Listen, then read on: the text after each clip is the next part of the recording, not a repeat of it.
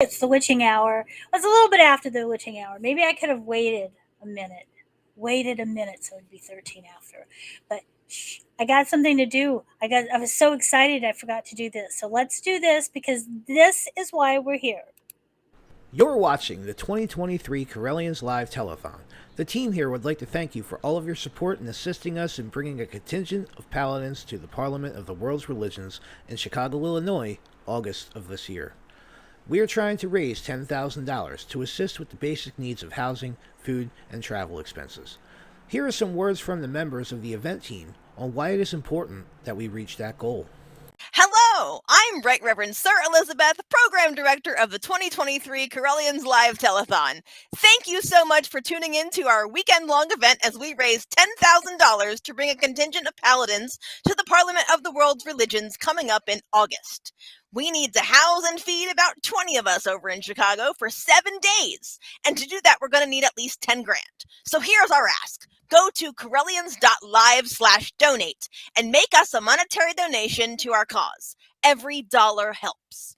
We also have psychic readers and an auction you can participate in too. If you can't make a monetary donation, then do us another very big favor and share the event with your friends over social media. You can find us on the Pagan World TV app on Roku, Correllians Live and Magic TV via YouTube, and Correllians.live via any web browser. Thank you so much for your help and enjoy the show. Hello, everybody. I am Reverend Sir Richard Donahue, also known as Cloud the Pagan Rapper, and I am a member of the Order of Paladins. Now, to help us send a contingent to the Parliament of World's Religions, to me, means one thing. Community. It's the idea of coming together with multiple faiths for common goals. And it is paramount for the pagan community to have a seat at that table. And I, for one, am very, very proud that we are afforded this opportunity to do so. But to do that, we do need your help. We're trying to raise $10,000 so that we can feed and house the contingency of paladins that will be going to the Parliament. And it's through your help that we're going to be able to get there and represent the community in the best possible way that we can.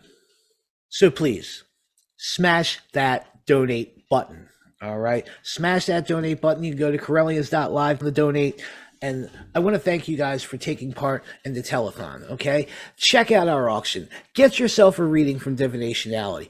Do all of the things that we have provided for you throughout these 3 days, and let us come together in community and achieve our goal and allow us paladins to go and represent us at Parliament. Thank you very much. May you all blessed be.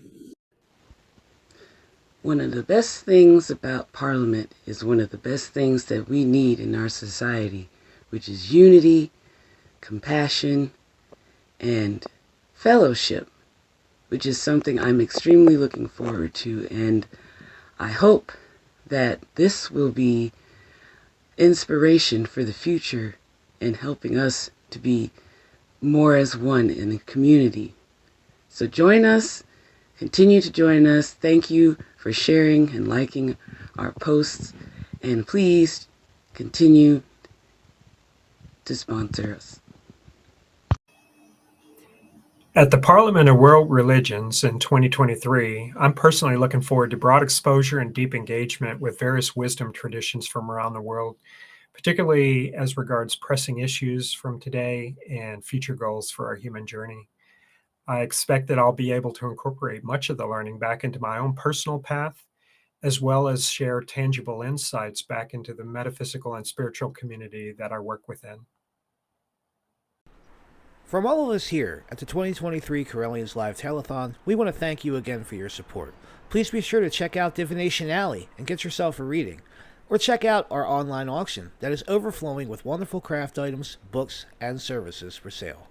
Remember, our goal is to raise $10,000, so please help us spread the word about the event, our cause, and be sure to stay tuned for more. So thank you all again, and may you all blessed be. Enjoy the telethon. Yes, thank you for being here with me. It's been a long day, and it's going to be a fun time tonight with the witching hour. I'm Pamela Kelly, Sir Pamela Kelly. I'm one of the paladins, and I'm just really happy to be with you tonight and to spread the word about the Parliament of the world's religions, which is really important to me. I think the uh, interfaith is very necessary.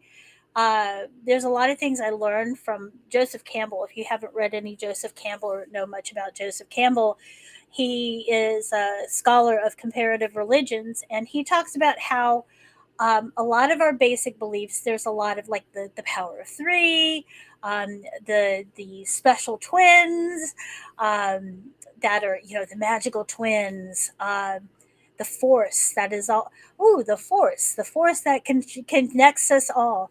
And if that sounds kind of like Star Wars, well, Joseph Campbell was a scholar, and one of his students was George Lucas. And George Lucas based the Star Wars mythology off of some of those common themes that we find in world's religions. So if Star Wars can bring us together, like yesterday or 2 days ago now, because it's now the 6th in the East Coast at least, then, the Parliament can bring us together. So it's kind of like a hero's journey, a hero's journey to the Parliament with the Paladins. Um, Anyhow, like I said, I'm Pam. Let me tell you a little bit about myself. I am somebody who I used to be a radio disc jockey back in the day when terrestrial radio was the king, and there was something magic listening to the radio late at night because the music and the energy went through the air. It was invisible and you could feel it. There were times that my aunt had a big wooden. I'm not like I had a television. I'm not that far back, but my aunt had one of those big wooden console radios, and she lived in Germany. And in Germany, here in the United States, we usually just do the AM and the FM, amplitude and frequency modulation. But in Europe, they have a lot of the other bands that we don't normally use.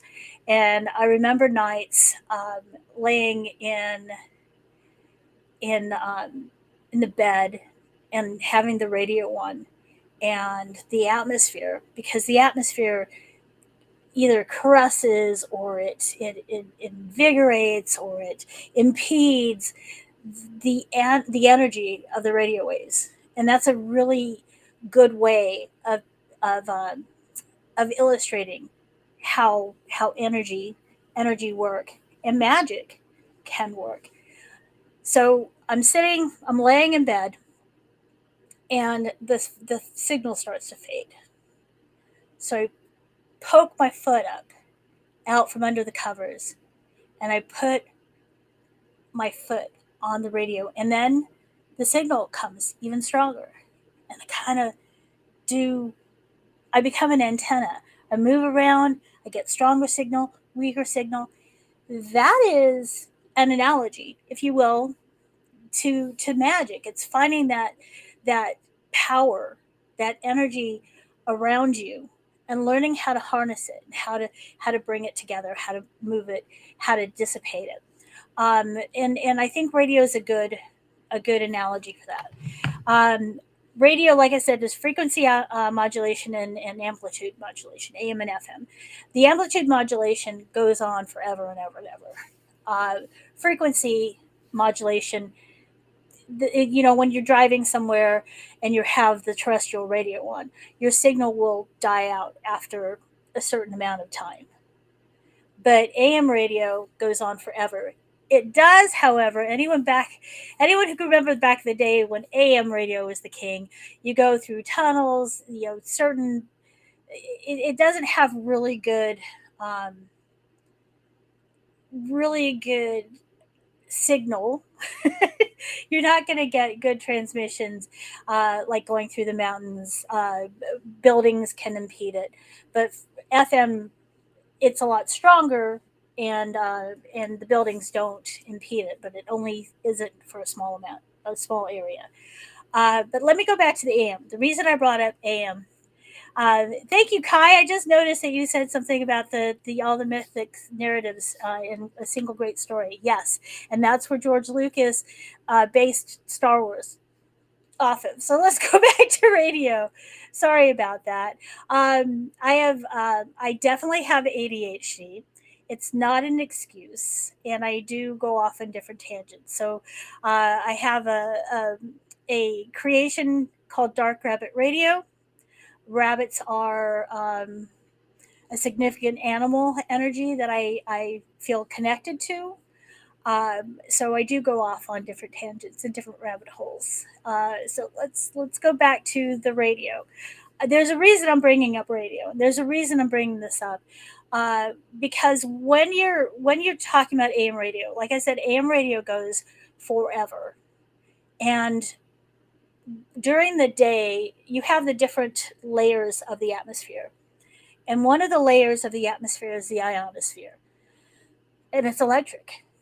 It's electric ionosphere. The ions are in the ionosphere. And during the day, they're all heated and they're partying and they're going all around. And here comes the AM radio waves, and it goes up to the ionosphere. And sometimes it might hit off of a thing or not. But a lot of times during the daytime, the AM radio just goes out into outer space.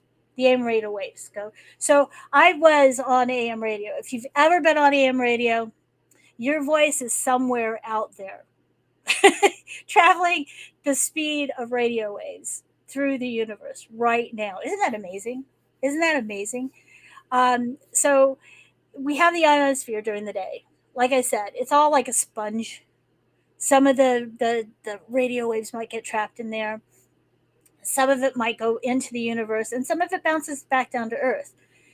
A little known thing, if you do radio, if you have an AM radio station, if you work in radio, back in the day we had to manually turn down the power or turn up the power of AM, because when night happens, all those ionosphere, all those ions, they kind of go to sleep. Cold, they compact. And now, instead of having a sponge, if you throw a ball against a sponge or a mattress, it's going to go oof, right? But if you throw it against a wall, it's going to bounce right back at you. It's going to bounce it right back at you. So that's what happens at night with AM radio signals. If you want to take a little bit of a experiment right now, you can listen and see how many. I used to do this all the time when I was younger. I would, if I was bored, or if I'm like driving down US Highway 50 where there's nothing at all, you can pick up AM, because remember, AM goes forever. You can pick up AM radio signals, but on nights, because because the ionosphere is now thinner and more likely to bounce the signals, those AM waves will go a lot farther. So you can listen to stations from. I used to live in England, and when I lived in England, I was listening to the radio station from a town near Ipswich. Don't you love that name, Ipswich? I was listening to the radio station from Ipswich, and the signal went down. There was a problem with the transmitter, and we got radio. I'm not kidding. Radio Budapest, like way in the middle of Central Europe, came through on the AM waves. And that's the what AM can do. And you're probably wondering, why am I talking about AM radio and in the witching hour during the witchy show? Because that's what I'm trying to equate this to is, this is magic that's in the air around us. This is energy that's in the air around us. And by understanding the difference between the energy that you put out in the sunlight as opposed to the energy you put out during nighttime, you have to learn the environment around you when you work with energy, what works best. Going off of what Favre and Eric were doing in the last show, Phaedra was making the same the same argument, the same example that I would when she says, if you're trying to get healing and the moon is waning, you don't want to bring energy to you. You want to dispel illness. So when you have the when you have the understanding of working with the energy, it helps you with your spell work. It helps you with the magic working that you want to do. And I just found that radio, especially AM radio, is a good way to explain it. So let me go ahead and tell you the amazing things about AM radio. I told you about the ionic, the ionosphere, and it's like this, it's like a hard wall, and you're throwing a signal against it, and at night it goes bounce, bounce, bounce, and during the day it's like a sponge, and some of it escapes.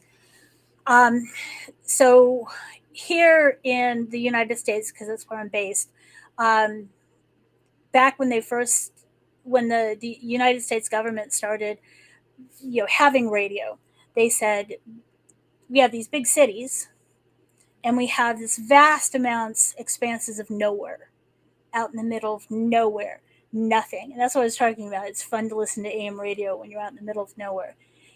So the FCC said, let's build these big transmitters.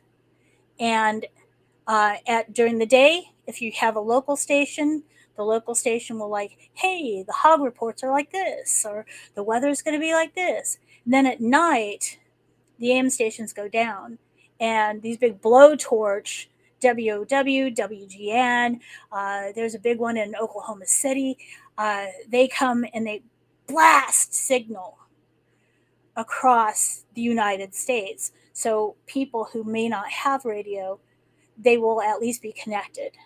That energy connects our community that was the United States back in the 40s, the 30s, 40s, and 50s. And that's how we can all connect, through that energy, through the invisible radio waves. So how do I equate this back to magic? Let's go back to how I started this story of laying in bed and the signal fading, and I put my foot against that radio, and then I become the antenna.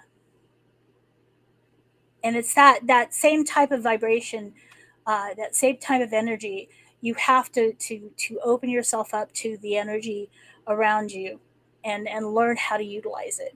And I'm just talking about radio here, but you do that with the moon. You do that with the seasons. You do that with the magical correspondences.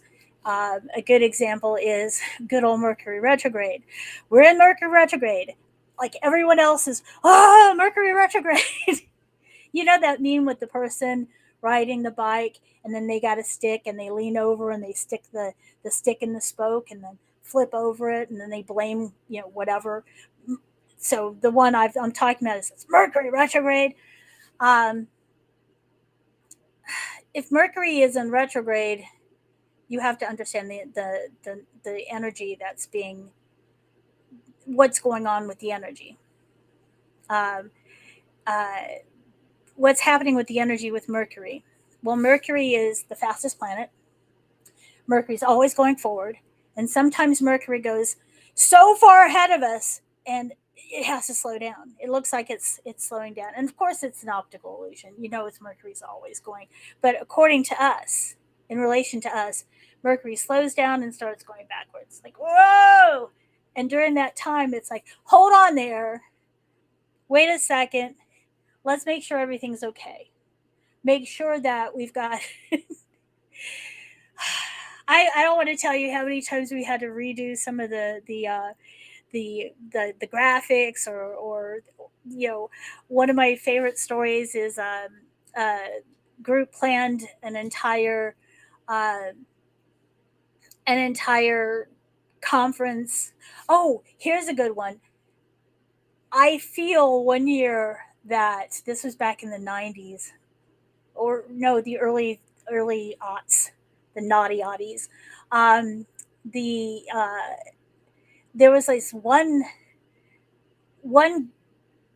concert season for like the big name concerts that like everybody was canceling left and right. And I'm like, did they plan this all in Mercury retrograde? I know I kind of jumped a little bit there with Mercury retrograde, but Mercury is also communication, and that goes back to radio. And I told you I have ADHD and I do jump around. But yes, you're right. Kai is saying that the AM radio, that technology is still very much alive because radio waves are still what we use for a lot of things. I've got a Wi-Fi right now. That's on a different frequency. It's just AM is at this band, FM is, it's just different bands of this invisible energy around us. And it's part of the spectrum. A lot of people don't realize this. If we go through the spectrum of light, we think of Roy G. Biv, we think of the rainbow. But we don't realize that the waves, that light, we're only talking about visible light. I'm going to tell you something that might blow your minds here. It blew my mind when I learned about it. So we've got visible light, which is the prism, the rainbow. That's one end of the spectrum.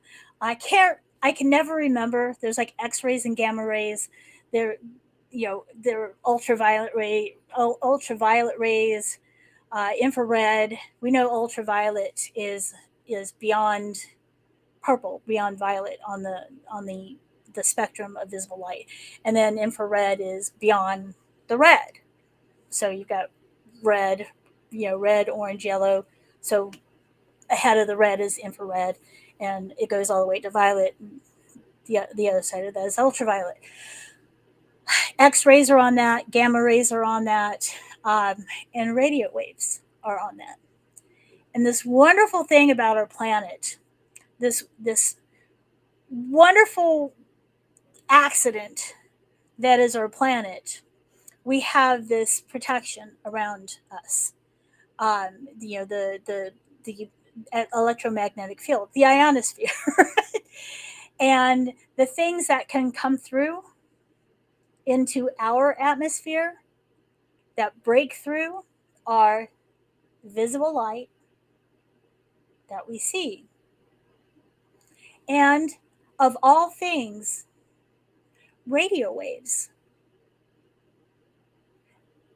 I know it just blew my mind of like why radio waves. And you think of like I talked about the fact that radio, thinking about terrestrial radio, a lot of the things that we try to do with the telescopes and trying to figure out the life out there that we know is out there. We just haven't connected, or have we connected with the light out there? Life out there, we use a lot of radio in that technology too, because radio, like I said, radio can escape our atmosphere, and as can visible light.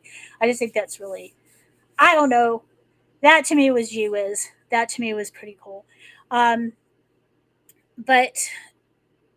I do feel like I was talking about what I was drawn to as a child is the power of the radio.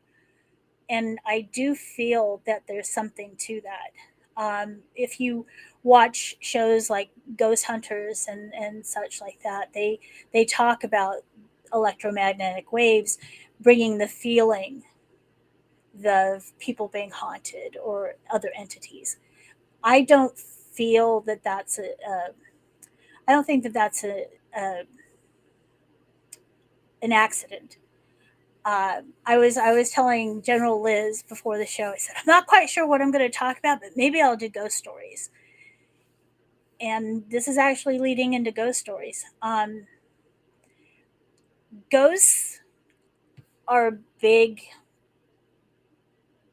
subject. What are you actually talking about? She's like, what do you mean ghosts? I'm like, ghosts. I'll talk about all things. Well, not all things ghost, but a lot of things ghost. But I think that ghosts, the definition I like to give, what a lot of people might call ghosts, are non-corporeal entities, things that don't have physical bodies like us. Now, what does that mean? Could that be some person or some ancestor that didn't cross over? It could be somebody that's stuck in a time loop. What if they crossed over, but their energy of what they were doing is so strong, like waiting for their husband to come back from his ship, from his journey, and watching out the window with the waves crashing and waiting forever and ever and ever. Is that really that person, or is that like an impression, like a psychic, like they left a little recording there? Um, or what if there are things like, well, most of us are like the Fae. We enjoy the Fae, or we don't, because you have the Seelie and the Unseelie. Um, you respect the Fae, the good people, definitely. Would they be considered non-corporeal, or could they be considered extra dimensional? Or there's a lot of things to think about that. Are There are some people who think that like Bigfoot, or the Yeti could be extra dimensional, like they could phase into, and uh, and there are some other things, whether you say angels or demons, and I'm not talking like in the Abrahamic Christian. I'm just giving those words to that type of energy. That is, whether it's a negative energy out there that's non corporeal, that may be sentient or may not be sentient, or it may be a positive energy that may be sentient or may not be sentient, or it may be positive or negative energy that is together that may be sentient or may not be sentient. There was something that I was going with this, that was really important about that energy out there. I am so sorry. Um, oh, yeah, duh. What do you think we do when I'm talking about other dimensional things? What are we doing when we're casting the circle? What are we doing when we're creating that space? What are we doing? What are we doing when we're cutting through the veil? Are we extra dimensional beings on some other person's plane? Woo! That's a thought, isn't it? We could all be, hey, Kai, you want to go party in somebody else's plane and do a circle? Just some things to think about. That I like to think it's the witching hour.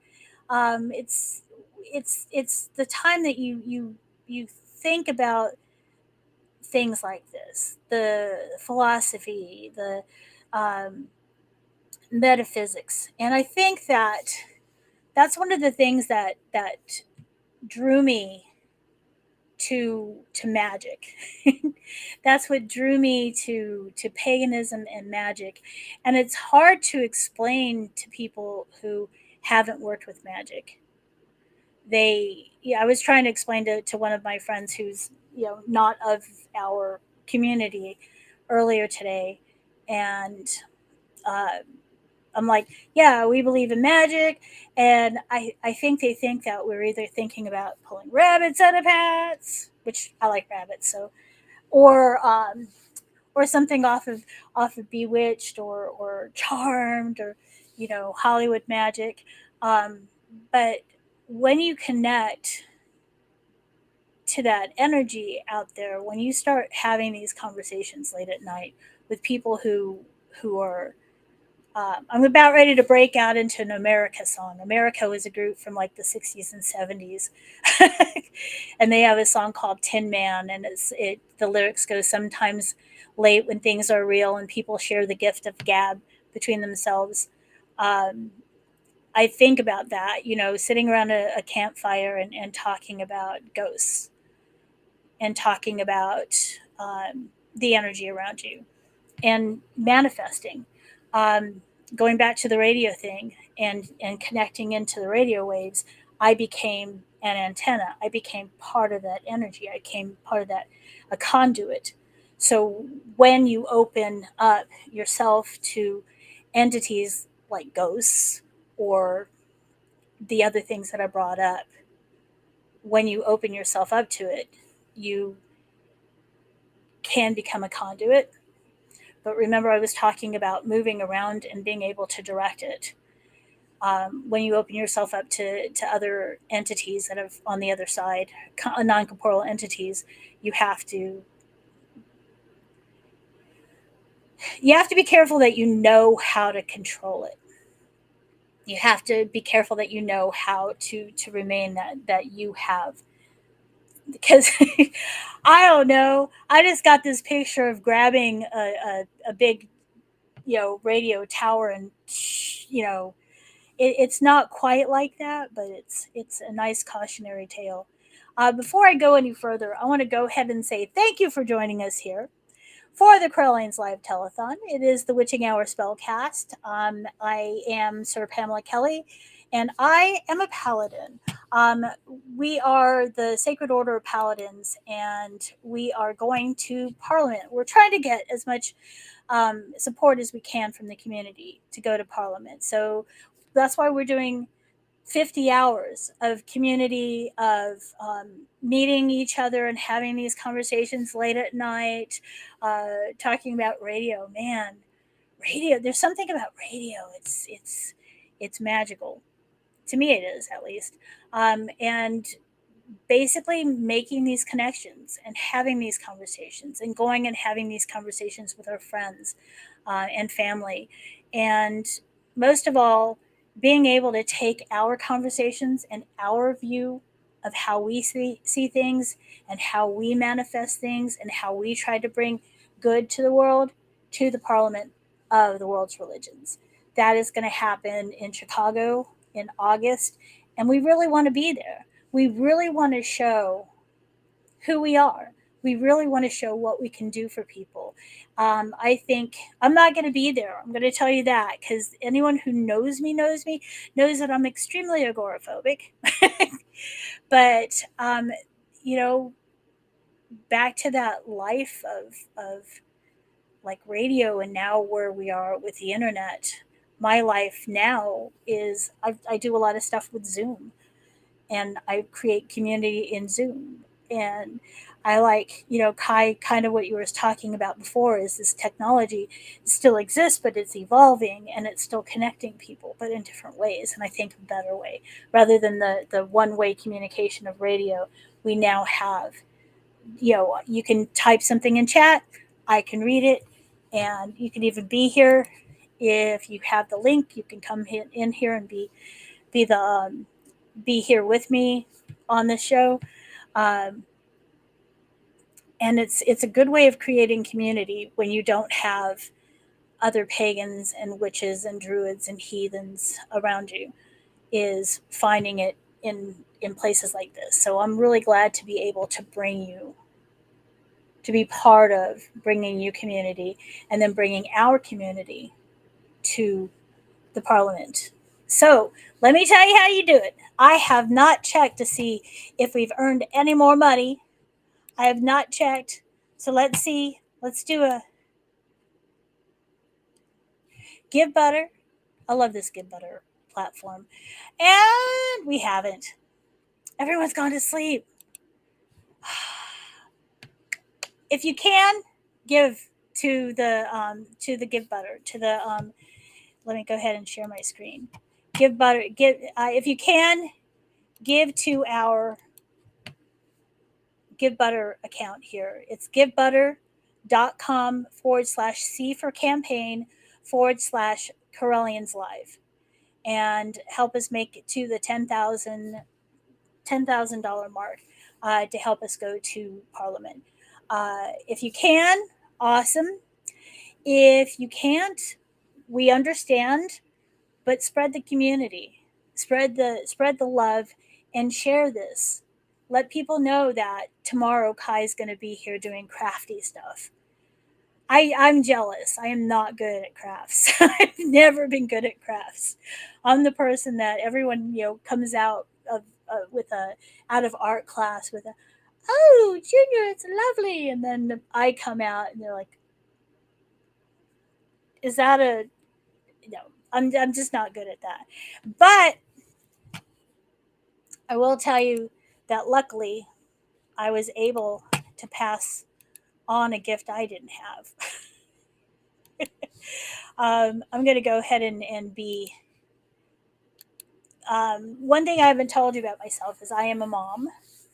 I have 4 daughters and 3 granddaughters. A lot of very strong female energy in my life, and a lot of good. I suck at art. I am horrible at art. I am crappy at art.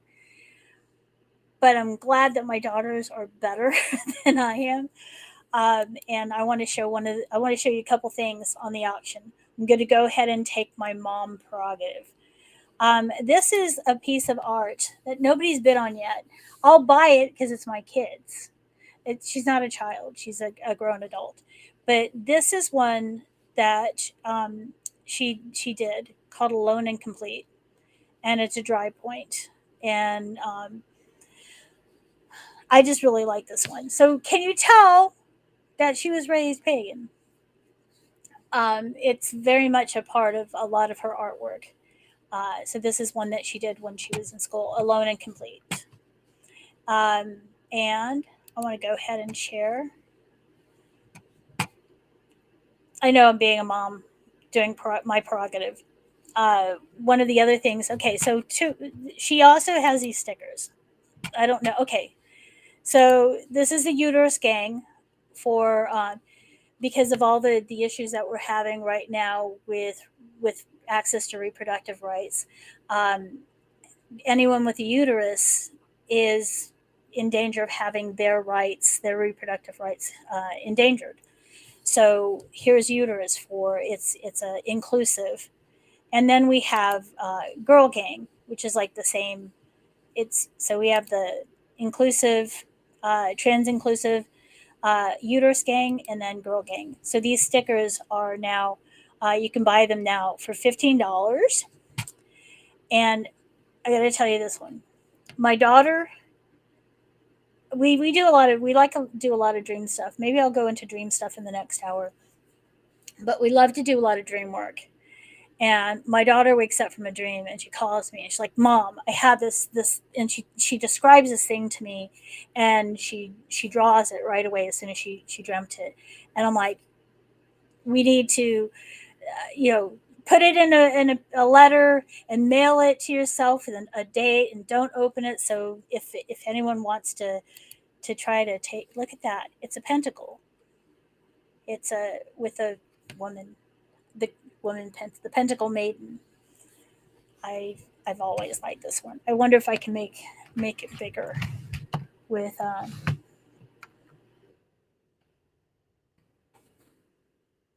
yeah, that's my daughter who has the artistic talent. She did the uterus gang, the pentacle maiden, and girl gang. So these are some of the things that you can purchase on the auction. Like I said, I got to do my mom's prerogative and show off the stuff that my daughter added. But we have so much wonderful things in the auction that plenty of things to bid on. Like I said, we've got the 15-minute tarot reading with First Priest Most Reverend Phoenix Coffin Williams. He's like at the very top. So, and then don't forget Cloud, the Pagan Rapper. You can have 4 sessions of creative coaching, some really good readings here through Divination Alley, some jewelry, and books, and I might have to get one of those fuzzy friends. And if you can't tell, I'm pointing at something that you can't see right now. I love like astrology, and I love the moon and star motif. So I think I might. I did not check the chat. Kai, tell your brother I understand totally. Agoraphobia. Kai is saying that her brother is also has agoraphobia, and yes, we're really lucky to live in this age with agoraphobia that we can do things like this. If we were to hang out, when I'm doing this, I'm like, "Hi, I'm Pam," but if we were to hang out, I would just be sitting doing? I'm pretty boring. I'm a grandma. Um, I'm like how Byron earlier tonight was talking about her and Jason being like extroverted introverts that we can mask, like, be very animated. Um, but I'm pretty chill for the most part if you're hanging around me. Um, I forgot where I was going with this. I hate when that happens. ADHD, it's a thing. Uh, but being able to, oh yeah, being able to do things with Zoom has allowed me to be able to participate. So I, without what we have here, um, with Zoom, or with the stream here, um, I'm able to be part of this telethon, which I'm really glad that I. Were you looking at Kai? I just realized. Were you looking at my daughter's painting? Is that you said? Oh, I was looking at that, or my stickers. I'm asking as if as um, I'm the proud mom, you know. So I want to go back to the sticker because I want to tell you something. This is one of the things I wanted to talk about. And the Pentacle Woman sticker. I want to tell you why I wanted to bring it up.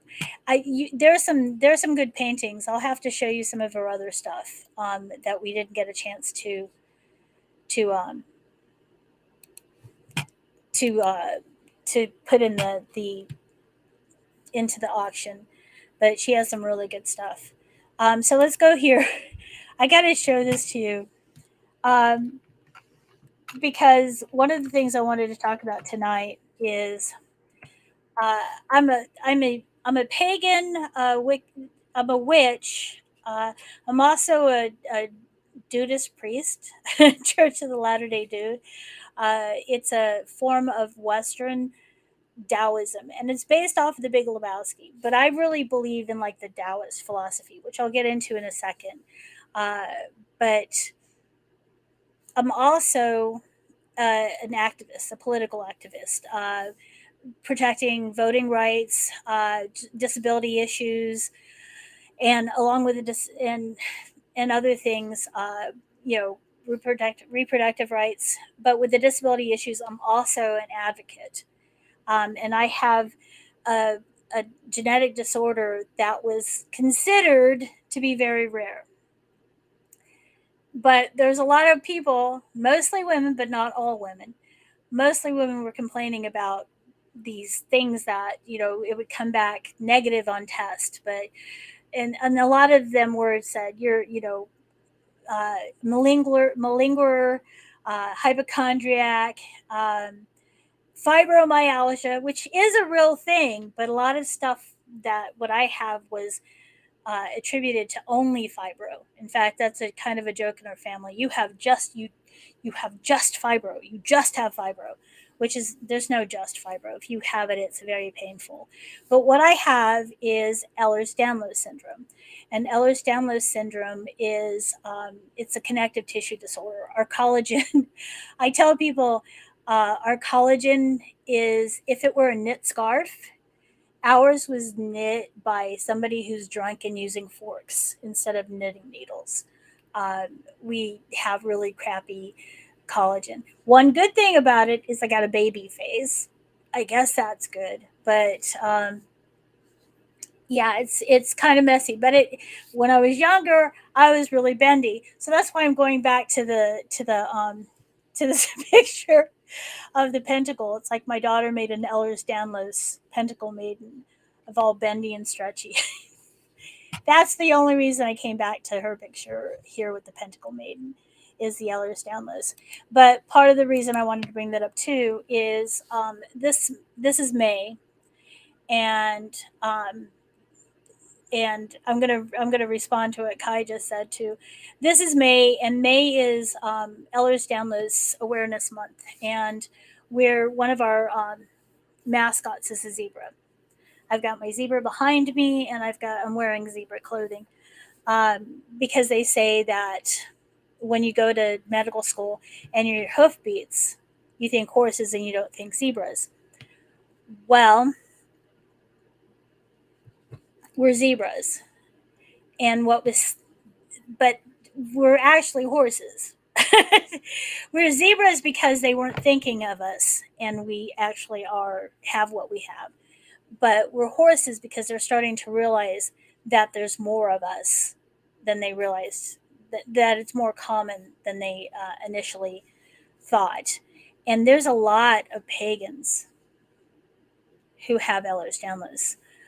When I was doing, the Witching Hour Spellcast comes from, I was doing on Blog Talk Radio Witching Hour Spellcast, and I had a show that was me and two other witches with, well, I think a heathen and a witch with Ehlers-Danlos, and we talked about um, how that came into how that helped and harmed our practice as witches having a chronic illness. And I think there's a lot of us who have chronic illnesses and within the pagan community, that I think that there's a time and a place to start having conversations about what it's like to be a pagan with a chronic illness, and how our craft can help us through this, and how our craft can help others. And a conversation I had earlier today is one of the gods. He's more of a hero than a god or a main character in some mythology that I relate to is Chiron. And Chiron is a centaur, and he's a physician. I think I can never remember if it's Hercules or Perseus, but he taught either Hercules or Perseus. And watch it be somebody else altogether, like Jason. But Chiron, in order to learn about medicine, he poisoned himself, and through him dealing with illness, he learned how to be a better healer. And Chiron is the archetype of the wounded healer. And that to me resonates a lot. So as a pagan with a chronic illness, I reach out to that energy in mythology and use that archetype of I've got ADHD, I'm neurodivergent, I have anxiety, I have agoraphobia, but I try to use this as how can I, with all the illnesses and all the struggles I have, use that energy of Chiron, the wounded healer, in with my practice and help heal others. It's just something to think about when you are a person with chronic illness and you're into this community. And I think that's really important because I think we've run into enough. Lady Liz was talking earlier about setting up boundaries, and I talked about radio waves and energy. And sometimes when you get into communities, thank you, and Achilles. Thank you. Kai said Chiron was the teacher of Hercules. Asclepios, I can never say his name right. Asclepios and Achilles. So Chiron, it's center, and he's the wounded healer. And when sometimes when you go into certain communities, we're because we work with energy, and because we build energy, we can attract people who take and don't necessarily give good stuff back. And I feel that by calling upon archetypes and learning from archetypes like Chiron, we can learn to, rather than like, oh, I'm sick, and try to drain everybody else's energy, I can learn to translate it into something positive to not only help myself but help others. Just a thought. That's one of the things that having conversations revolving around the disabled or the community, the chronic illness community within our community, our greater community is an important thing. Um, and I like, when I started leading circles, um, I was like toughing it out. Oh, I'm gonna lead the circle, and I'm gonna call the quarters, and my body said, "No, you're not." So I had my oak staff, holding on to my oak staff. Okay, so he is a demigod. So Kai just mentioned that Chiron is a demigod because he's a son of Cronus and a sea nymph. Um, that's interesting because Cronus is also Saturn, and interesting. We'll talk about that after. Sorry, distracted. So I have this big old oak staff, trying to make it through like the crone I am, and I believe in embracing crone energy and crone power. But I had to start, dealing with my limits, and I started doing my, sitting down in the middle of circle to lead circle, because I just, my illness and my disability was getting the better of me, um, in that. So how do we make? Well, let's go back earlier when we first started. People were asking if you're following this, or if you know somebody who is hearing impaired, or deaf, they can, or just neurodivergent and need, for whatever reason, need the closed captioning. We found out earlier to make our space here more accessible, that if you go to Facebook, you can do closed captioning, but the YouTube may or may not do closed captioning. It may probably do closed captioning on playback, but not right now. So I think we Serenity, thank you for sticking around, and you have a great night. I appreciate you being here, and anyone else that's needing to drop off, then I understand. Because this is the witching hour. This is us staying up late, and that's my dog barking at cats outside. Oh, Ebony, I don't know if you're still around. If you are, great. If not, I'll tell you later. But I saw you had a Totoro uh, picture behind you, and my dog is named after Susu. I think it's Susu Atsuri, the Soot Sprites. She's a little black puffball, and she's named for the Soot Sprites on Totoro, in Spirited Away. So, um, yeah. Hi, baby girl. Yeah, and then my daughter, the artist, she has a Great Pyrenees, a big old white wall of fur, and he's named Kamaji after the guy in the bathhouse in Spirited Away. She's actually, because she named him Kamaji, that got me thinking that maybe I'll name her off of something from Spirited, or from, yeah, the Susu. Sorry, the Susu means soot. So thank you for that little bit of ADHD break.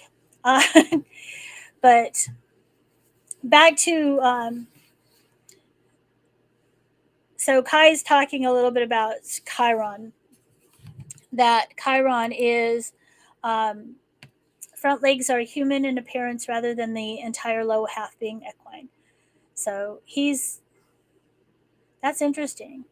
But again, Chiron's the wounded healer, and there's other things that we can take from, um, other things that we can take from mythology for healing, and also things that we can take uh, from our craft. I talk about my oak staff that I lean on. When I lean on my oak staff, I call upon the energy of the tree that was standing there and solid and rooted to the ground to help me stand up. And I ask for its, permission, to please give me that energy, um, to make it through the whatever I'm doing. So, uh,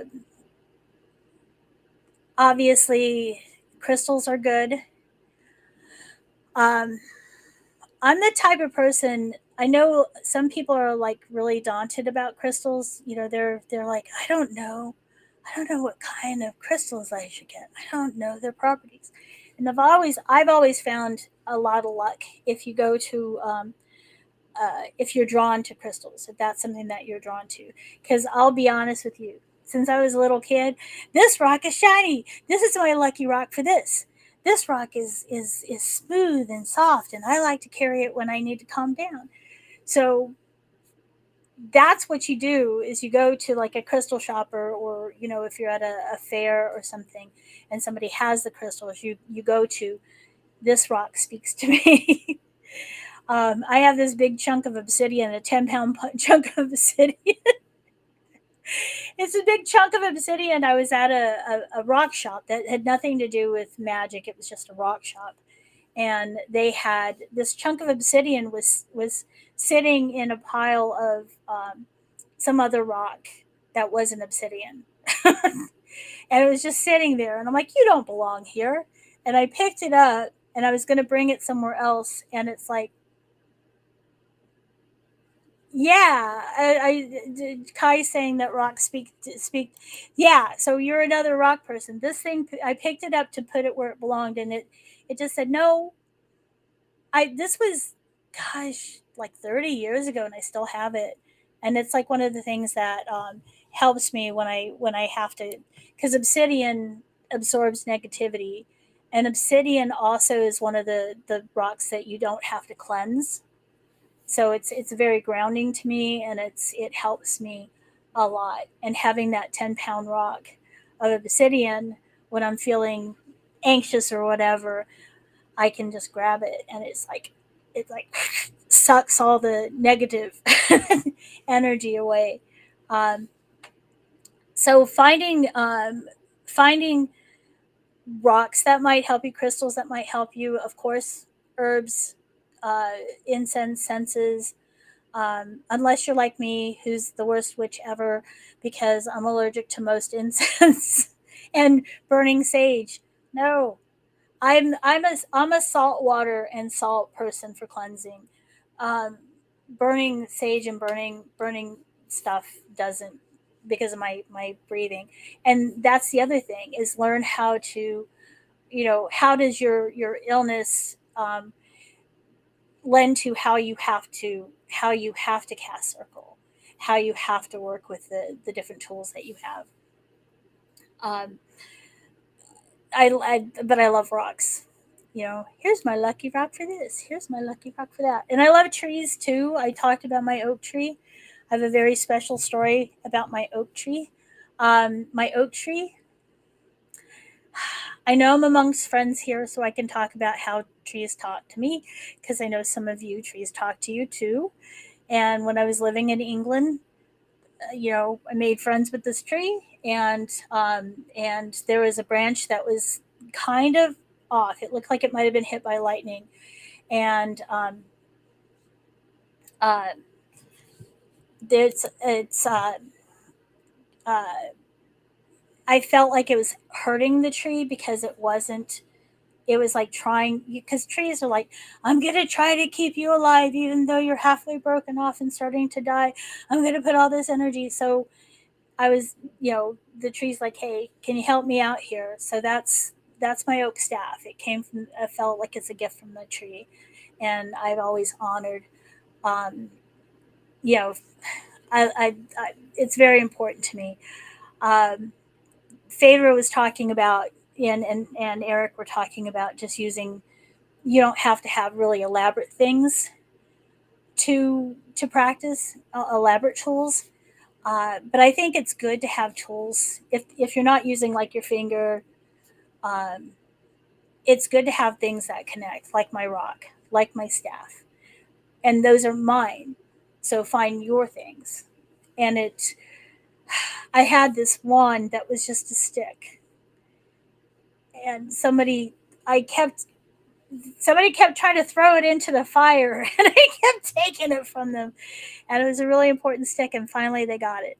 finally they got it. I don't know. It must have gone into the fire. So I'm like, this is a really good fire. It's my baby went into the fire, but it must have been time for it to go. And I wanted to post what Kai said about using water and salt, because you never know when somebody has allergies. So that's a good thing too, is try to work into your community what the needs are. I'm gluten free too because of my sensitivities. So cake and ale, we got to do gluten free. But that's all part of when you have people in your community that have those needs. Try to be aware of them, and I think we're doing good. So I want to do what Kai just put up, because Kai, you did a perfect segue into what I wanted to talk about next. Kai's talking about when her kids were young, the trip to the library included taking plastic bag for pine cones, and a big pine cone was the toll for getting a ride home. I think that it's important to do things like that for when if you're raising kids within our traditions, to do the little things like that, like find a special pine cone, find a special rock, and have them learn. My if you have kids, if somebody has free pamphlets or any free paper stuff, must have it. I'm like, don't save the trees, leave them alone. But I think it's thank you, Jason. Jason just came in, says looking good on Roku. Trying. It's kind of getting late here, or early, but this is usually when I thrive. I'm gonna be honest. This is the time of night when a lot of times I'm playing World of Warcraft. So if anyone wants to come onto my server and be friends with me on World of Warcraft, hit me up. But but I'm glad that I'm having company with you guys tonight, especially for such an important thing. I'm going to go ahead and plug us again. This is the road to the Parliament. We should have like echo. The road to the Parliament. I'm trying to find the thing that I'm trying to find here. The road to the Parliament 2023 Correllians live. Were you asleep? I woke you just up there. Woke you up to there. Another 50 hours of magic and community. We have started, and we're going through the 7th, which is Sunday at 7 p.m. Had a lot of fun with the opening, with a lot of the people that you'll be seeing through the week. And if you don't worry, if you missed any of this, it's going to be we're trying to make all these shows like bite-sized pieces for YouTube to make it easier for you to catch when you want to go back. So a lot of really good stuff here that we've had in the first day. How and when to cast a circle, and then witching hour spellcast. That's where we are now. Do you ever see Spaceballs, where they're like fast forwarding in the movie, and then they get to the infinite screens, and they're like, we're now in the movie. This is now in the in the telethon. So we're in infinity right now. And then we'll be crossing the Rubicon. Cosmo Rubiconus will be with us here very shortly. Live in the Philippines, Rolando and Lakai will be with us, and I think I know that they are also on the auction for readings. Check and see how many of the people that you'll be seeing through the weekend have things in the auction too. I've got something else to tell you about that, but we're going to wait. We're going to put a pin in that, and I'll continue on. Coffee time with Sir Brian. Sir Brian has been all of us have been working really hard to put this together, but we got to give props to Sir Brian and the music director, Sir Ebony, and of course General Elizabeth. But yeah, Cloud, everyone on the team. This has been a labor of love, and we hope that you see this. The Mighty Dead with Most Reverend Phoenix Coffin Williams and Christopher Penzak. I'm mugging it up for the camera, and I forgot that you're not seeing me. So, yes, this is where we are in the telethon where Pam is getting punch drunk. So the Mighty Dead, that's going to be a really good one to see. And again, if you're not there tomorrow, we want you to be there tomorrow, but if you're not, you can catch up with it on YouTube later. Correllians Crafties with Lady Kai. Thank you, Lady Kai, for being here tonight too. Conversation with Gail Tracy Mull with Reverend Mary Hawk, and it's about, psychic. I love to talk about that as well, because we're talking about ghosts and we're talking about energy and all. And I think that's understanding the energies around you is psychic, is the best way that I can explain being able to read them, being able to read the currents around you is, yeah. Bella Donna Laveau of the Aquarian Tabernacle Church. She will be with General Liz.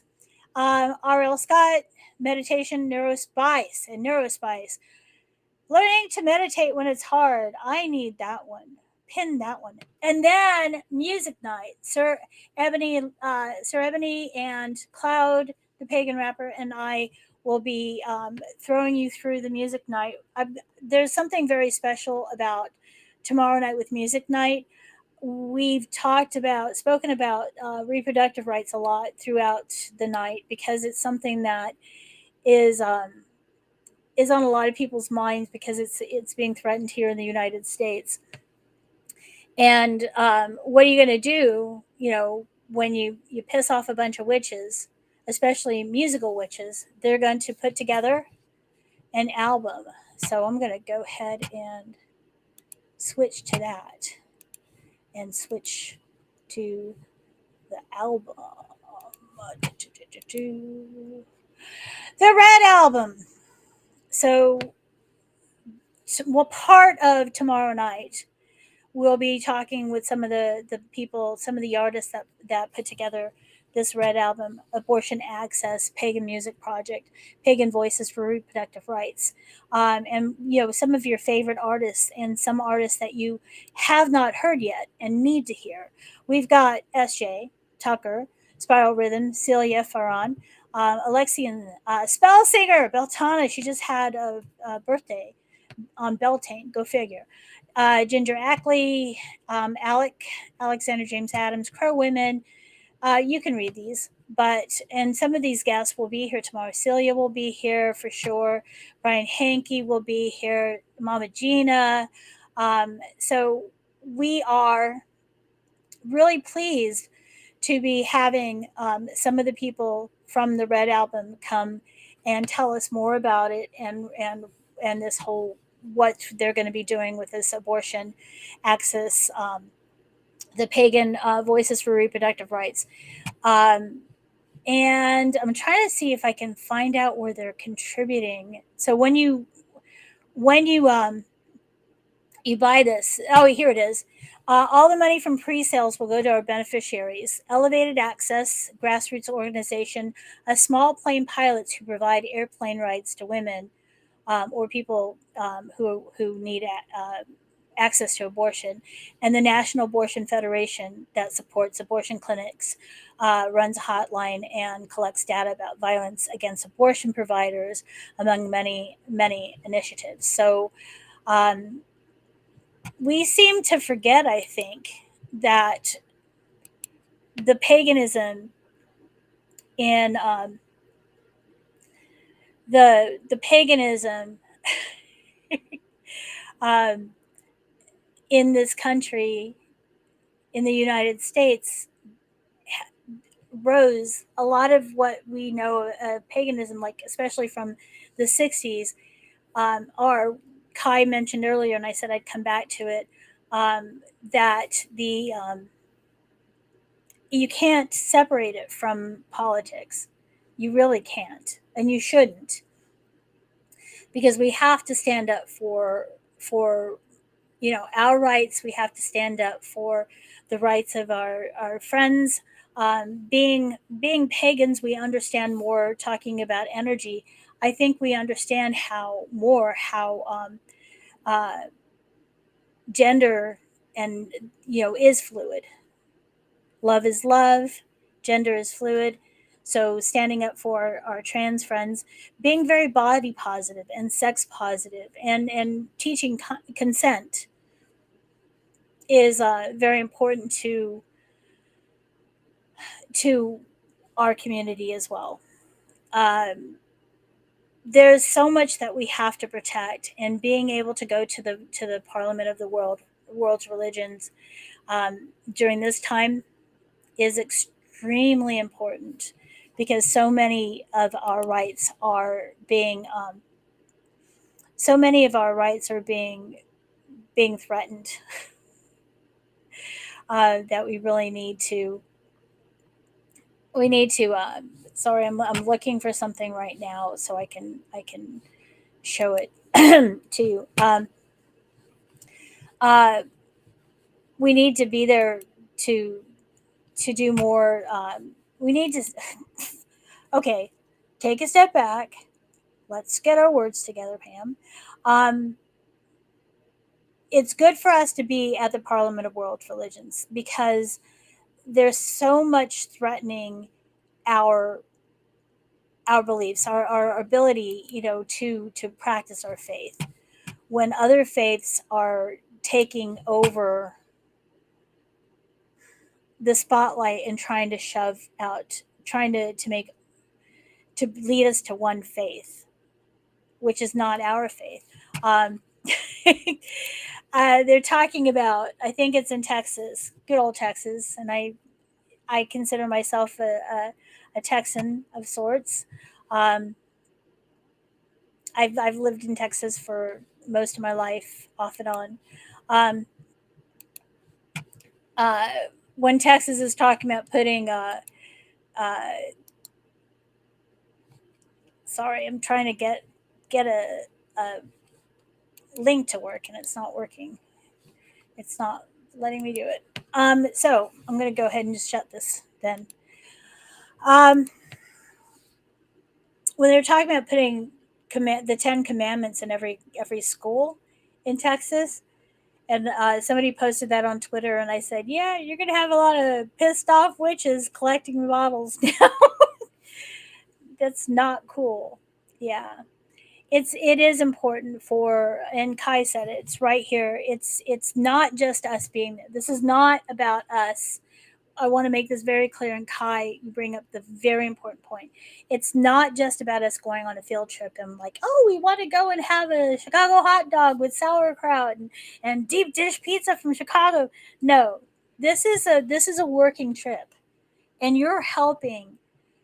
When you donate, you're helping us be ambassadors for our faith to the world's religions. You're helping us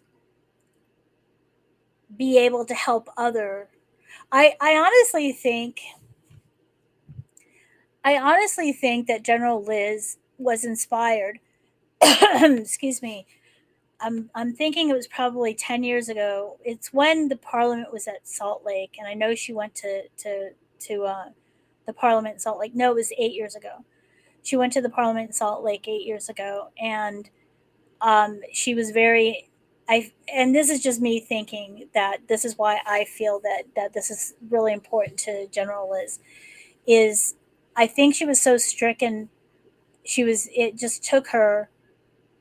It resonated with her how much like the Sikhs came out and fed everyone, made sure people were fed, made sure that they gave people comfort. Um, the people of the Sikh faith, and I think that really resonated with her. I think she wanted us to be able to do that, and especially as paladins. So this is really important to us. This is not, hey, let's go to Chicago. There will be some of that. Come on, it's Chicago. Come on. We're gonna want to do that, but uh, it is important, and I'm gonna go ahead and leave Kai's comment up there for as long as I can because that is Kai. Thank you so much for putting that for putting that out there because this is so extremely important. Um, so I'm trying to go back and pick up the loose threads of things that I said. Put a pin on it. I'll come back and let's talk about that. So one of the things I talked about. Okay, I am a Duda's priest of the Church of the Latter Day Dudes. Taoist is a form of Eastern philosophy that is very, very close to Wicca, to what we would consider Wicca. It's a feminine energy. There's not necessarily a goddess. You can't really define the divine in Taoism. You just feel it. You just experience it, and you learn to. The Tao means the way. So you learn just to go with the flow, literally go with the flow. And I know it's kind of silly to think of like the Big Lebowski as a, oh, there's a religion, and there is a religion based on the Big Lebowski. And some people are like, yeah, let's just drink White Russians and smoke pot. If that's how you want to celebrate and how you want to worship, then. But I am definitely drawn to the Taoist nature of of the dude. If you've ever seen the movie, and he's pretty much Taoism is pretty much just let things go, and the universe will figure it out. And if you fight the flow, it's counter getting stuff done. Um, a good uh,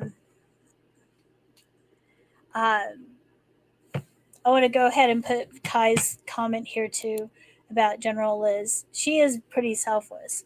She believes a lot in what the Paladins, in the mission of the Paladins, and not just lip service.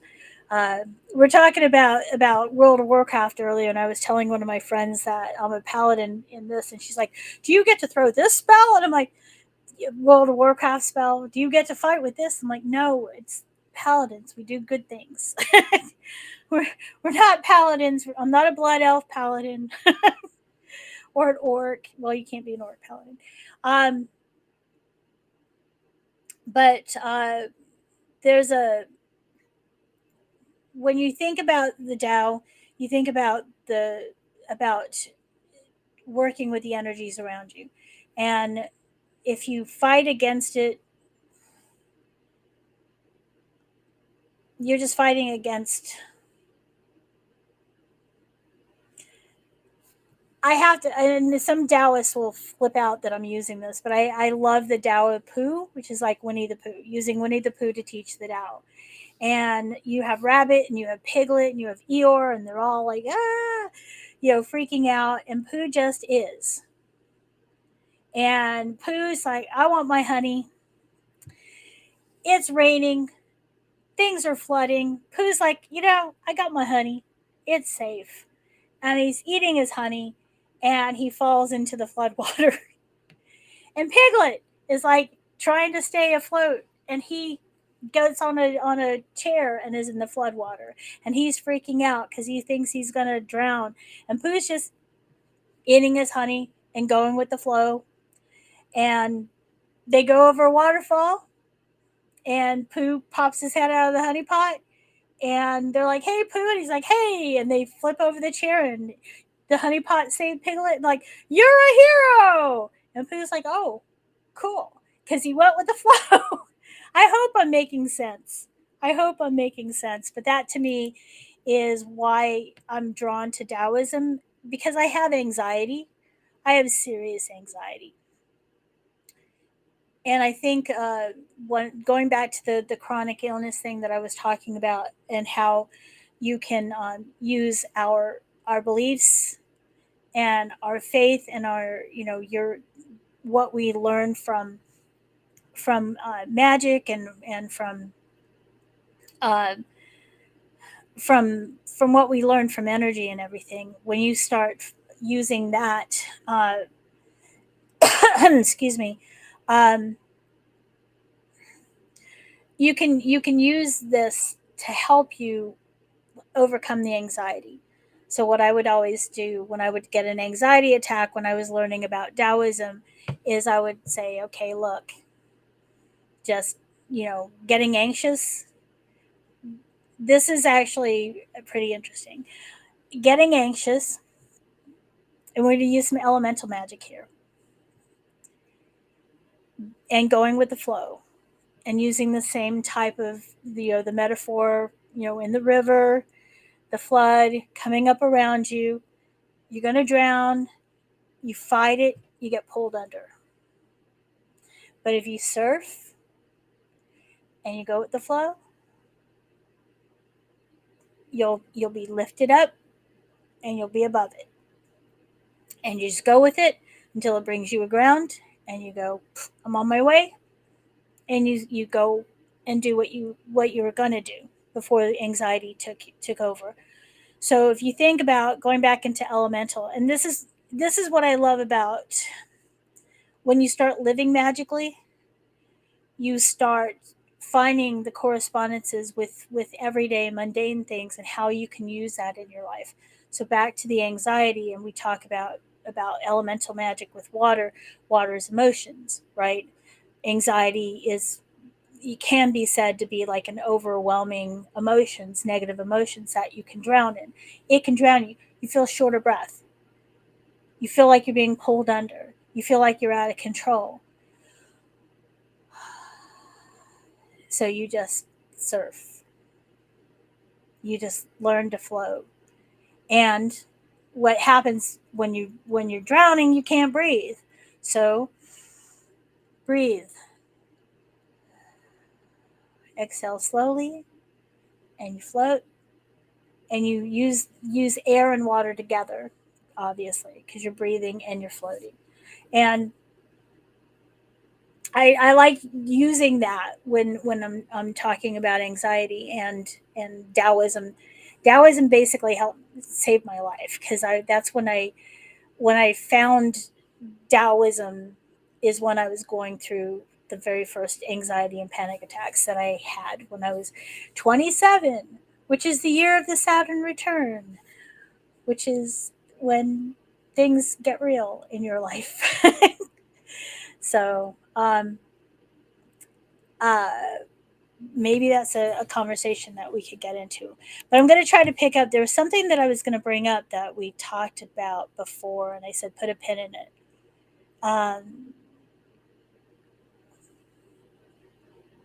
And I can't remember what it is, so we're good. I'm just going over the Sir Emerald will be with us also, doing some stuff. And I've got a really good conversation tomorrow night during the witching hour. The first part of it will be a conversation with Laura Gonzalez, Magia Sarati, the Blue Witch. She reads tarot. She's an educator. She's from Chicago, but she was born in Mexico. And she is a podcaster, an international podcaster. She's done Spanish language podcasting, English podcasting, teaching, and one of the things that she'll be doing she'll be at at Parliament. That's where she lives, and she will be at Parliament, and she will be doing a class on like the dead and honoring the dead. She does some really good classes. I've had her on podcasts before when I was doing podcasts with Pagans Tonight. Had her at least twice do a class on like the Day of the Dead. Um, and we talk a little bit about, honoring another culture as opposed to cultural appropriation. So it's a pretty good conversation. It's recorded. I'm going to tell you now, I had unstable internet, so it's going to be I don't know how I'm going to edit it to make it not look really wonky, but it'll be on tomorrow night. And then Sunday, I'll have a conversation with Selena Fox from Circle Sanctuary. And by the way, Magia, Laura is a minister from Circle Sanctuary, and Selena Fox is also she's like the head. She is Circle Sanctuary. She isn't Circle Sanctuary, but she is the head of Circle Sanctuary, the head priestess. And we'll be talking about the importance of interfaith involvement, which is, like I said, very important now when we have like one faith basically trying to overrule a lot of other faiths. And I'm not saying there's a lot of good people in another faith, but there's people who are trying to take preaching to the choir. I don't have to tell you. So talking about Selena Fox. Oh yeah. So I was like trying to remember what I was going to talk. So I work with Selena and Laura also doing Circle Sanctuary Network podcast. Selena and I this is like when I talk about going with the flow with the universe, when you just and you catch the energies and you surf through it, and it's going to take you where you need to go. I'm a military brat, and I was a military wife and a civilian that worked on a military installation, and I am what we call a third culture kid, or military brats are also known as third culture kids because we're brought up in different cultures, separate than maybe what our peers were raised in, and the military. Kai, thank you for your service. I know Kai has served as well. Cloud, Sir Rich has served. Um, once you get into that military, the culture of the military, it's its own brotherhood and sisterhood. It's its own community, and it becomes part of ingrained in your DNA. And that's how I was raised, and it was tough growing up as a pagan and somebody who has my political beliefs too. Um, but a lot of people don't realize that the military is actually can be when it's done correctly, can be a very safe place for pagans, and it can be a very encouraging place for pagans. There's a lot more Christian evangelical energy that's been pumping in to since like the 90s into the military. But the military itself, the rules, the structure, and all there's been some issues, but when you're talking to DoD and Department of Defense, you're talking about two different departments, bureaucracy. Okay, so the DoD are the active duty military, and sorry, I said Department of Defense. The Department of Veterans Affairs, two different things. DoD is Department of Defense, that's one thing, and Department of Veterans Affairs is a totally different thing. So these are people who've left the service in the Veterans Affairs, and these are people who are active right now. So the DoD allows the chaplains at the DoD are supposed to give, they may be Catholic, they may even be Jewish chaplains, but their job is to give spiritual comfort. And it's not necessarily to give, LDS comfort, Mormon comfort. It's to give spiritual comfort. So they're supposed to accommodate all spiritual beliefs. And Reverend Selena, and I don't know everyone who was involved, but I know she was part of the folks that were involved with creating the DoD's guidebooks for pagans and Wiccans and Druids, and it's grown a lot more to, uh, there's a lot of heathens in northern tradition who are attracted, warriors, go figure, that are attracted to the military, and um, Selena and Circle Sanctuary um, sponsor circles in military, and they're not the only ones. There's Sacred Well Congregation, Correllian Tabernacle Church with Belladonna DeLoe. Her organization also sponsors military circles, and they're all across the world. And that's one of the things. That's how I met Selena. Is I I was leading a circle on an Air Force base in Texas, and I was going through an organization that I didn't feel I was gelling with, but I thought that was the only organization that worked with pagans, and I in the military. And one of my pagans was in the hospital, and I went to bring him. I said, "What can I bring for you?" And he's like, "Bring me something to read." So I got some magazines, and Selena's on the cover, and I'm reading about all the work she does and Circle Sanctuary does with the military. And I'm like, this is who I need to be talking with. And going back full circle to where I started, I was a radio disc jockey. And my friends were saying, you really need to get into podcasting because our community needs more voices. This was, 2011. Our community needs more voices, especially, people who know podcasting or know broadcasting. And I was reading the article, and I said, what the heck? This is also part of manifesting. Go ahead and be brave. Go ahead and take chances. And manifesting doesn't happen without you putting forth the effort.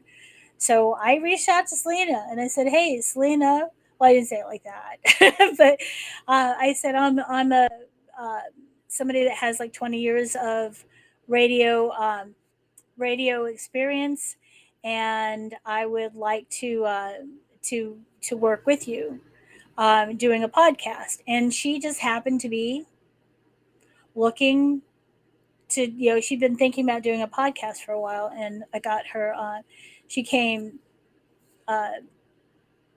We started doing a podcast together on 11/11/11, and I also did work with her on uh, with the pagans in the military at the Air Force Base. And I'm going to tell you, it was very, working with young pagans in the military has been very rewarding, and I've made some very good friends in my life through it. Um, I want to go ahead and say real quick to Cosmo, since you're here, you want to go ahead and you can pop on the screen real quick because you're coming up next. If you want to talk at least a little bit about what people might have in store with your show coming up. Cosmo, you can say something. Yeah, I think you can hear me, but I don't know. You might have to click me to allow me on. Let's see. There we Do it. go. Oh, there you are. Yay! Hey, how you People are doing? probably getting tired of hearing me ramble on. Yeah. No, it sounded great. I mean, it's hard, right, to discuss, for 2 hours, and I think you've done a fine job. And Aw, thank you. yeah, I'm looking yeah. forward to yours too. But I'm going to be honest with you. I'm going to have to listen to yours later after it's recorded and put up on the, on YouTube, because I need some sleep. Oh yeah, yeah. But I'm I'm on LA East. time. Yeah, Yeah. you're East Coast. Yeah. So are you originally from LA? No, I'm from Texas. There, We're at in Texas. Dallas, Fort Worth. But this was I moved to LA in 1994. So Dallas. Well, which of the suburbs of? Yeah, Kai, we're good. We like Kai's like, I had a great time even if I should be sleeping, and you have a show in the morning. Kai, you're dismissed, but make sure you catch Cosmo later. So when you can catch it, we'll try to catch your craft show later too. There's so much stuff. It's 50 hours, Cosmo. There's so much to watch. Yeah, and me as an introvert, it's all I can do to do 2-hour segments, and then I have to recharge. So I was talking about earlier that it's going to be interesting because my energy is like, ha, and you're more sedate. So well, I can be pretty manic. I can get pretty excited, but then when I do, my pitch goes up. So if I stay calm, I don't sound like Kermit the Frog, and then everybody will appreciate that. So there's kind of a method to the madness. very cool, very cool. You're talking about coming from Dallas Fort Worth. I was just north in Wichita Falls. Oh So yeah. yeah, that's there's this thing about Texas. You gotta love Texas, you gotta hate Texas. People, it's like family. It's like I can talk bad about my family, but you better not don't talk bad about Texas. But there's a lot of stuff that Texas has been doing that's been, yeah. So Well, I had a lot of family there, but my mom and dad's passed and my sister passed. So it's really just my brother there now. So I haven't really gotten back in quite a while. After I did my executor on my mom's will, which was I don't know, a couple of years ago or so, it's just the whole thing's really kind of changed. So my mind's very much California, LA. It's where my family is. So I I lived in Texas when I was like 4 years old, and I don't remember mhm. much about it because it's like 4 years old. And then we went to California. So I lived in Southern California from like, 6 years old until 10 years old. So I grew up going to Disneyland at least once, maybe twice a year. And go figure, with the Winnie the Pooh days are my favorite. I love Winnie the Pooh. Um, uh, yeah, and Tigger. Um, and then we went to Germany for 3 years, and it's a big culture shock, big time, because living in Southern California where there's everything, and we had cable TV before it was like really big, and you had all these channels, and then I go to Germany where we have one channel in English that's showing American shows, and this is this isn't like in the 50s. This is when color TV was the norm, but we had our TV was in black and they only broadcast in black and white. They didn't have a color transmitter. Mm. So it was a big shock, like I said, going from California to Germany, and then we went from there to Texas. Um, and yeah, like I said, third culture. It's like a totally different, separated. Yeah, it would be hard for me to ever move back to Texas. I just love the ocean. We live fairly close to it, like 15 minutes away. And I just pick up, the vibes, doing like journals at night on the beach after sunset. I mean, this is to me one of my favorite things. It's like when you're connected totally. I mean, you feel those waves coming in, you feel that energy, you're standing at the edge of another world, this deep mystery, and it's really kind of manifested right in front of you. It's And yeah. it's really interesting how we find those keys, because I Mm, know, and to other worlds. When I was talking about the the trees in England, to me the trees in England, mm, they're interdimensional beings don't have to be things like fairies, or because you could talk about dryads are tree spirits. They don't have to be things like Sasquatch or the Yeti, or interdimensional can be something that you can see, but you're just not seeing how it's living, like the mhm, ocean, like the trees, like. And that's one of my, when I'm around trees I get that, but I love, what I miss that's out there in mm. California is the Oh, desert.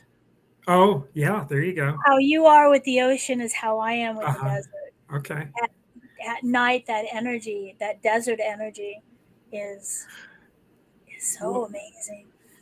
Yeah, It's and you're saying the night especially. I love it when everything's quiet. The noise of the day is quiet. That's when my brain comes alive. If I'm doing creative work or journaling or want to get into the flow, it's like that solitude, that just calm peace.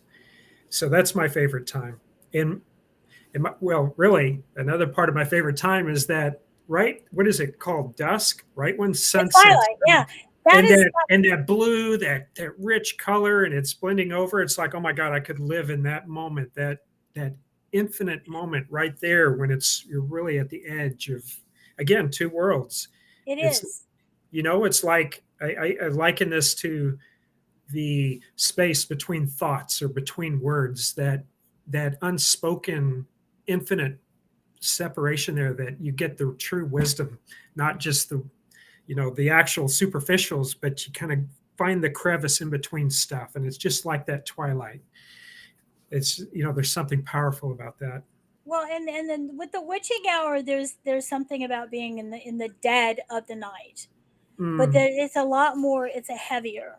It's a more Mhm. solid. It's more, but that transition period, the twilight, either heading into night or going into the day. But I like the going into the night. I prefer that to the dawn. But there's something about the dawn. There's something different about the dawn, but I just feel more comfortable with twilight. And there's a reason. I mean, I feel the magic. To me, magic is really alive for me during twilight.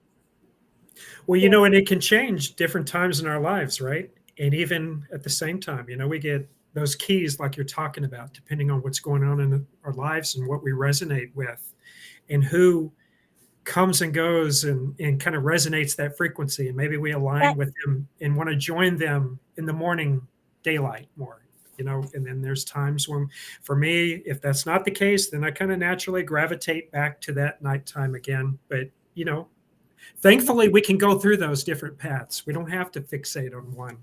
We can be enriched by those different types of experiencing the world, or listening to the rustling of leaves or the quiet of the desert, like you're talking about. In different times in our lives may resonate differently. there's just something about the energy of the desert. Okay, so I got to tell you one of my favorite places. Energy. I don't know if you're talking about the energy of the ocean, and we're talking about the desert, but I Mhm. maybe tomorrow night I'll talk more about ley lines. I love ley lines. I love that's the when I was a kid I could actually see them in the ground. As an adult, I can feel them, but I can't. I can see them, but not as clearly as I did as a child. And that's the energy grid that is in the earth. Um, and it's where was I going with ley lines? Well, No, the energy of the desert is some of the places on earth that have that energy that's amazing. What I like about the high, I prefer the high desert.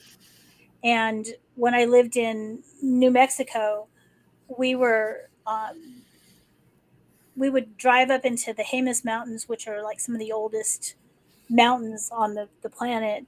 And it's a place where there was a cataclysmic, eruption that basically tore the continent almost in half. And there's this, just talking about it, I'm getting, there's a caldera that is huge. It's this huge valley that's an extinct caldera of a volcano. And we turned the corner to go to this.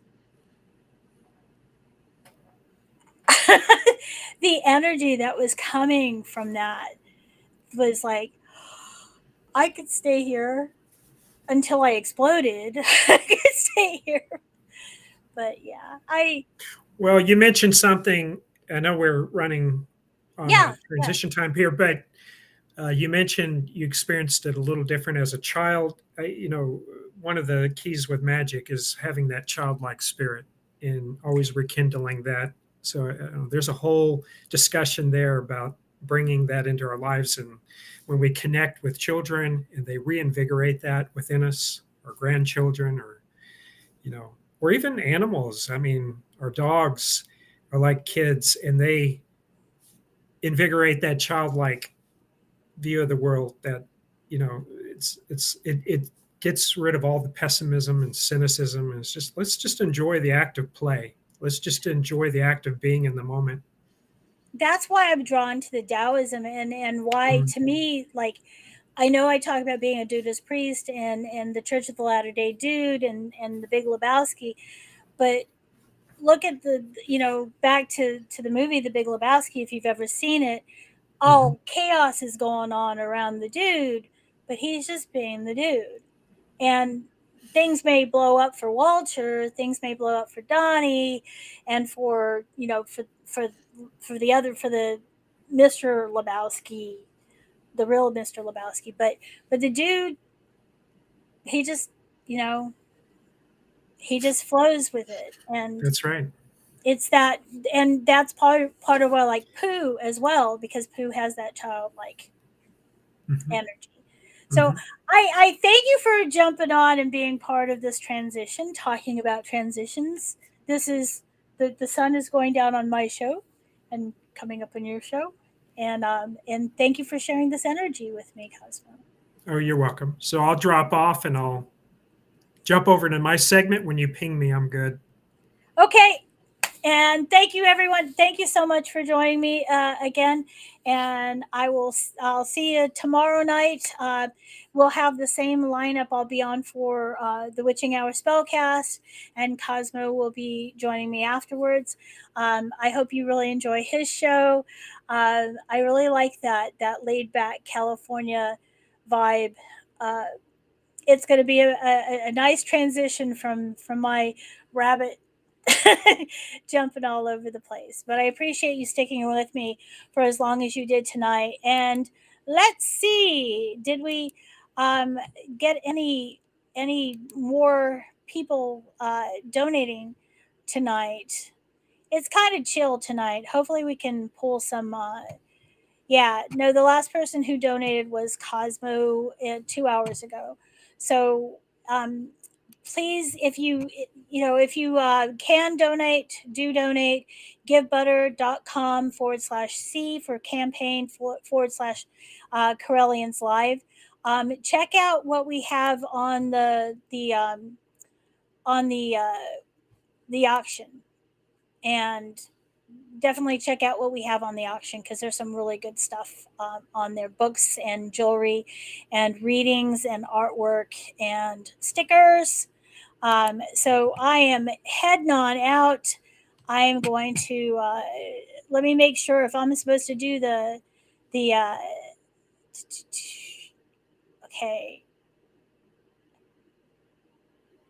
okay, I'm gonna go ahead and do, am I try to figure out a Cosmo. I'm going to go ahead and do a donation break. So the donation break is, I'm going to play the same one that I played at the beginning, because I really like this one. So you know a little bit more about what we're doing. And then I am out, and you have a wonderful night, and we'll see you tomorrow. Don't forget, music block tomorrow. Tell your friends, bring the neighbors, bring the dog, and we'll see you tomorrow night. Take care. Blessings. You're watching the 2023 Correllians Live Telethon. The team here would like to thank you for all of your support in assisting us in bringing a contingent of paladins to the Parliament of the World's Religions in Chicago, Illinois, August of this year. We are trying to raise $10,000 to assist with the basic needs of housing, food, and travel expenses. Here are some words from the members of the event team on why it is important that we reach that goal. Hello, I'm Right Reverend Sir Elizabeth, Program Director of the 2023 Correllians Live Telethon. Thank you so much for tuning in to our weekend-long event as we raise $10,000 to bring a contingent of paladins to the Parliament of the World's Religions coming up in August. We need to house and feed about 20 of us over in Chicago for 7 days. And to do that, we're going to need at least 10 grand. So here's our ask. Go to Correllians.live/donate and make us a monetary donation to our cause. Every dollar helps. We also have psychic readers and an auction you can participate in too. If you can't make a monetary donation, then do us another very big favor and share the event with your friends over social media. You can find us on the Pagan World TV app on Roku, Correllians Live and Magic TV via YouTube and Correllians.live via any web browser. Thank you so much for your help and enjoy the show. Hello, everybody. I am Reverend Sir Richard Donahue, also known as Cloud the Pagan Rapper, and I am a member of the Order of Paladins. Now, to help us send a contingent to the Parliament of World Religions, to me, means one thing: community. It's the idea of coming together with multiple faiths for common goals.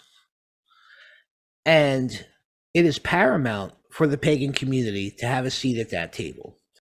And I, for one, am very, very proud that we are afforded this opportunity to do so. But to do that, we do need your help. We're trying to raise $10,000 so that we can feed and house the contingency of paladins that will be going to the Parliament.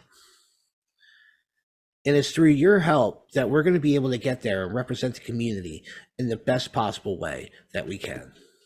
So please, smash that donate button, all right? Smash that donate button. You can go to Correllians.live to donate. And I want to thank you guys for taking part in the telethon, okay? Check out our auction. Get yourself a reading from Divinationality. Do all of the things that we have provided for you throughout these 3 days, and let us come together in community and achieve our goal and allow us paladins to go and represent us at Parliament. Thank you very much. May you all blessed be. One of the best things about Parliament is one of the best things that we need in our society, which is unity, compassion, and fellowship, which is something I'm extremely looking forward to. And I hope that this will be inspiration for the future and helping us to be more as one in a community. So join us. Continue to join us. Thank you for sharing and liking our posts. And please continue to sponsor us. At the Parliament of World Religions in 2023, I'm personally looking forward to broad exposure and deep engagement with various wisdom traditions from around the world, particularly as regards pressing issues from today and future goals for our human journey.